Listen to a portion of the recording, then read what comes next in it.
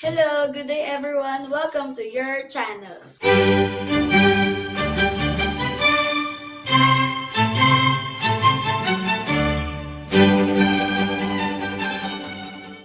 For today's video, we will talk about the relationship between the Philippines and Europe.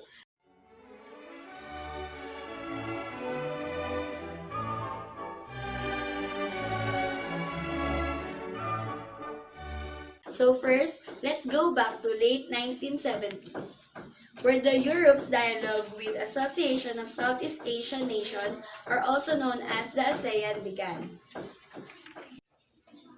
For political and economic relations, delegation of European Union to the Philippines.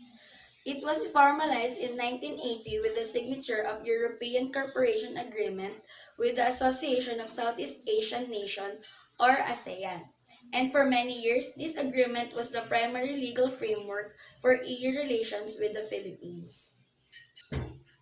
Since December 25, 2014, the Philippines has enjoyed enhanced trade preference with the EU under the EU Generalized Scheme of Preference Plus. Before that, the Philippines was a beneficiary of Standard GSP scheme.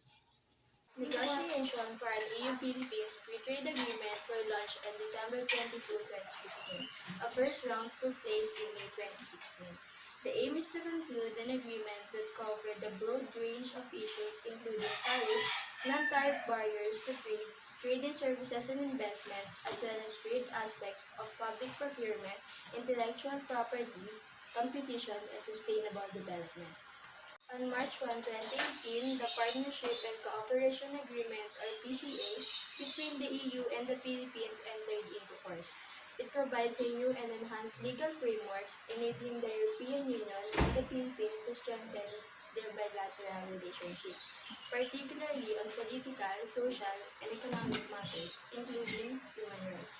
It reflects the long-standing partnership the European Union has with the people of the Philippines and the European Union's commitment to investing in a strong and beneficial relationship that benefits both the EU and Filipino citizens. And now, let's move on to trading system between European Union and Philippines. Towards the end of 2004, the EU and Philippines agreed to cooperate to deal with these problems. In 2005, the first trade-related technical assistance, or TRTA, was formalized between the EU and the Philippines. The EU provided 210 million pesos or 3.5 million euros for this technical assistance.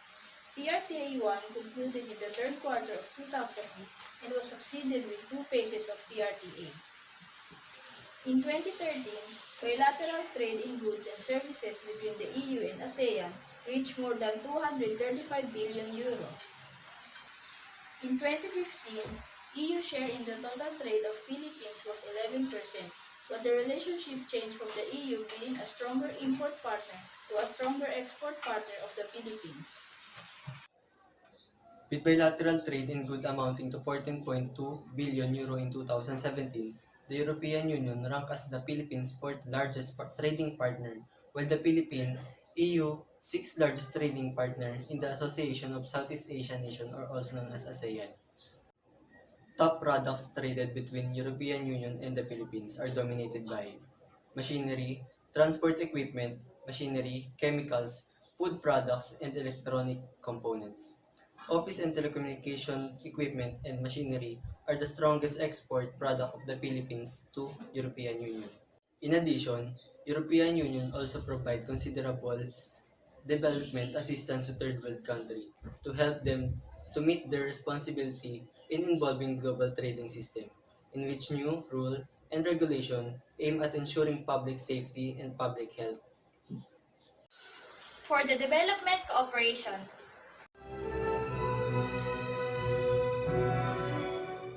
over the past 4 decades, the EU has been a major partner of the Philippines and has contributed more than €1 billion or approximately 60 billion pesos of grants to combating poverty and raising standards of living for the financially unstable. The EU-Philippine relationship has deepened further in recent years, especially with the signing of the EU-Philippines Partnership Cooperation Agreement in July 2012. EU development assistance is closely aligned with the Philippines Development Plan 2017 to 2022. It aims to achieve concrete results and to maximize the impact of the EU funding provided on the benefit of Filipinos across the country. The EU remains a key development partner in the health sector, financed on the 2007 to 2013 budget, and provides trade-related technical assistance. The EU is also one of the most important providers of funds to support the Philippines in cases of national disasters, which require emergency aid, such as after Super Typhoon Haiyan, which brought enormous support from the European Commission and EU countries. The European Union is a major donor and source of official development assistance. According to the European Office in Manila, aid to the Philippines was raised to 325 billion euro for 2015 to 2019, from 130 million euro for 2007 to 2014. Bulk of the current aid has gone to the Muslim communities in Mindanao, where the European Union has been active in funding peace and development-related initiatives. The European Union is the Philippines' second top export destination. In the first quarter of 2017, about $901.24 million worth of products from the Philippines were received by the European Union, according to the data from the Philippines Statistics Authority or the PSA. That's equivalent to about 15% of total exports and more than $577 million worth of goods shipped in the same period in 2016.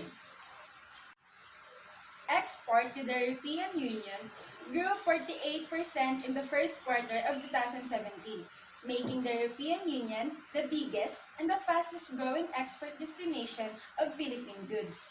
The European Union overtook the long-time top export markets and the United States and Japan in March.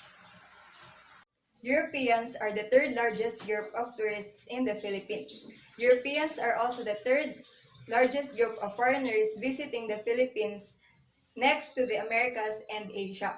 The number of tourist arrivals from Europe has been improving since 2014 after the EU agreed to remove the Philippine carriers to its blacklist. Europe is the fourth top source of OFW remittances. Europe is the fourth largest source of remittances, which contributes about 10% to the Philippines' GDP. Remittances remain a main driver of private consumption and give Filipinos more purchasing power to afford products and services. The European Union is a key source of foreign direct investments. Europe is also a top source of job-generating foreign direct investments or FDI, next to Japan and ASEAN.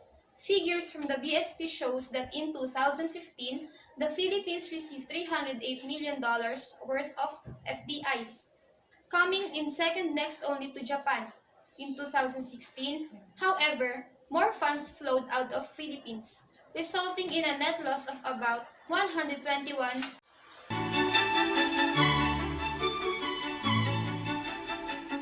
2 years ago, the Philippines decided to end development assistance from the European Union.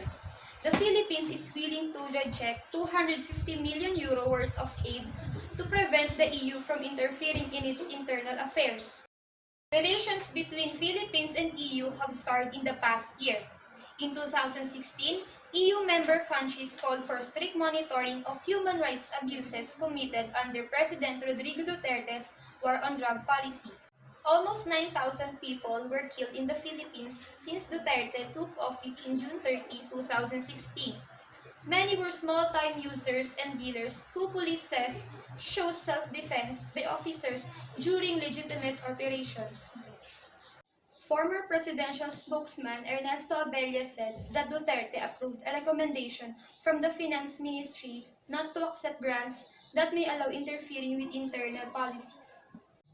EU official Gunnar Wagan defended the EU's practice of setting conditions in exchange for aid. Quote, "You know why? Because it's the money of our taxpayers. They want to know where their money goes." Unquote. Wagan stated that the EU will not beg the Philippines to accept its aid and that there are no lack of countries for the EU to fund if the Philippines rejects its offer. Some officials contend that this is only a temporary setback for relations between the Philippines and European Union. Economic Planning Minister Ernesto Pernia is skeptical of Manila's decision. I quote, "I will not take this as a policy. It is more of a reaction to criticism. I don't think it's going to remain as such," unquote. And now let's move on to the bilateral relations.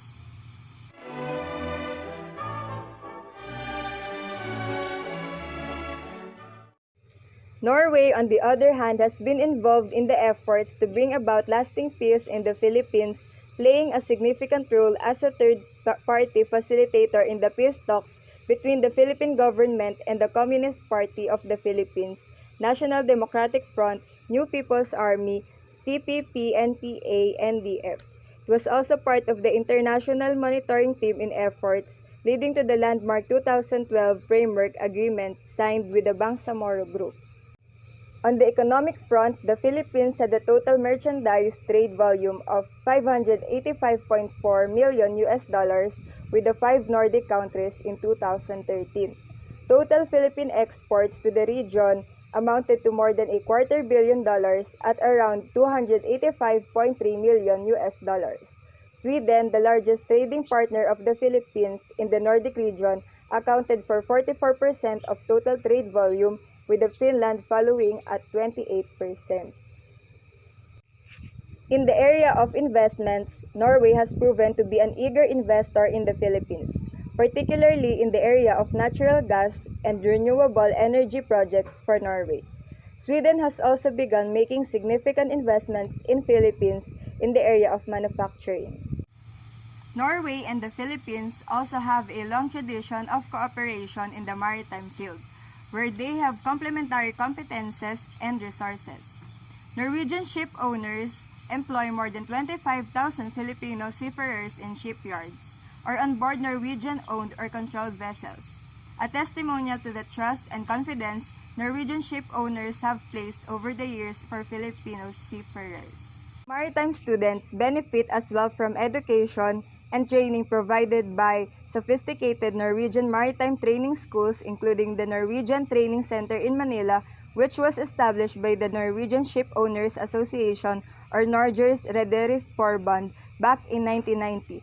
Norwegian ship owners have also been building and repairing vessels in Philippine shipyards, and many companies engaged in the maritime sector have to put up offices in the Philippines. The Philippines and Iceland also cooperate in the area of geothermal energy. In the area of tourism, there has also been a marked increase in the number of tourists from the Nordic region visiting the Philippines in recent years, with Norway, Finland, and Sweden all registering continuous growth. Norway and Sweden have embassies in the Philippines. Thank you for watching. Don't